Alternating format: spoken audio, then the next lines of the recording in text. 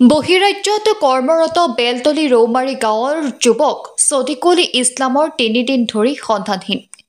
নগাঁও জিলা চামগুৰি সমষ্টিৰ অন্তৰ্গত বেলতলী ৰৌমাৰী গাঁৱৰ নিবাসী আমজদ আলীৰ সৰু পুত্ৰ ছদিকুল ইছলাম কৰ্মসূত্ৰে বহিৰাজ্যলৈ ৩ মাহৰ আগতে গৈছিল। আমজদ আলী আৰু এজন পুত্ৰ বহিৰাজ্যত কৰ্মৰত ২জন পুত্ৰ একেলগে কোম্পানীৰ কাম কৰে। যোৱা সোমবাৰে দুয়ো ভাতৃ কেৰালাৰ পৰা অসমলৈ ৰেলেৰে যাত্ৰা কৰিছিল।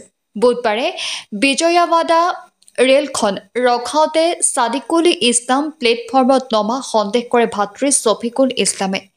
যোৱা ৩ দিন ধৰি সন্ধানহীন হৈ আছে ছদিকুল ইছলাম। বেলতলী ৰৌমাৰী গাঁৱৰ নিবাসী তথা দিন হাজিৰা কৰা পিতৃ আমজদ আলীৰ পুত্ৰ সন্ধানহীন হোৱাত পৰিয়াল এতিয়া চিন্তিত হৈ পৰিছে। এজন পুত্ৰ ছদিকুল ইছলাম সুশৰীৰে ঘৰত উপস্থিত হয়হি। বৰ শান্ত যুৱক ছদিকুল ইছলাম নিৰুদ্দেশ হোৱাত এতিয়া গাঁৱৰ ৰাইজ চিন্তিত। আজি ১৭ অক্টোবৰত সদৰ আৰক্ষী চকীত ছদিকুল ইছলামৰ নিৰুদ্দেশৰ এজাহাৰ দিয়া হৈছে।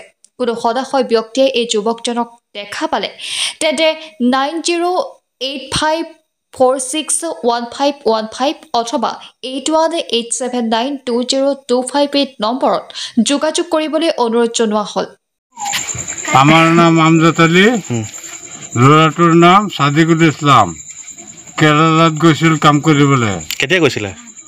গৈছে ২ মাস হৈছে। ২ মাহ হৈছে। এতিয়া কি হ'ল আপোনাৰ ছাদিকুল ইছলাম? ছাদিকুল ইছলাম কেৰালাৰ পৰা অহা ট্ৰেইনৰ পৰা হেৰাই গ'ল। তেওঁৰ ককায়েকো কাম কৰে নেকি তাতে? নহয়, কেৰেলাত আপোনালোকৰ 2জন ল'ৰাই তাতে কাম কৰিছিল কেৰেলাত, নহয়? আপোনাৰ আৰু এজন ল'ৰা আপোনাৰ ঘৰ আহি পালেহি? ডাঙৰটো ঘৰত আহি পালেহি। ডাঙৰটো কেতিয়া আহি পালেহি ঘৰ? আজি আহি পাইছে। কেৰেলাৰ পৰা কেতিয়া আহিছিলে? কেৰেলাৰ পৰা আহিছে সোমবাৰ দিন। ট্ৰেইনত কেতিয়া? সোমবাৰ দিন উঠিছিলে?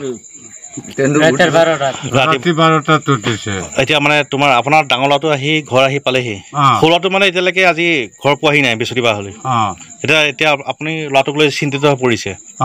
ল'ৰাটো এতিয়া ইমান দিন হ'লে আহি পোৱা নাই। ডাঙৰ ল'ৰাটো যেতিয়া পাইছে ঘৰ আহি পাইছে, যেতিয়া এটা ল'ৰা উপস্থিত হ'ব, এটা ল'ৰা উপস্থিত নহয়, ঘৰখন মানুহ চিন্তিত হ'বই। এতিয়া আপোনালোকে চিন্তিত হৈ পৰিছে। এতিয়া কি ক'ব এতিয়া? আপোনাৰ ল'ৰাটো ক'ত হেৰাইছে বা এখন এটা নামটো কি? ছাদিকুল ইছলাম। সেইটো আমি সংবাদ মাধ্যমৰ জৰিয়তে জনাম। তেওঁ যদি কোনোবাই ক'ৰবাত ষ্টেচনত হেৰাইছে, ক'ৰবাত যদি নিৰুদ্দেশ হৈছে, তেতিয়া আমাৰ চেনেলৰ জৰিয়তে ফটোখন দিম, যোগাযোগ কৰিব পাৰিব, নহয়? ঠিক আছে, ধন্যবাদ।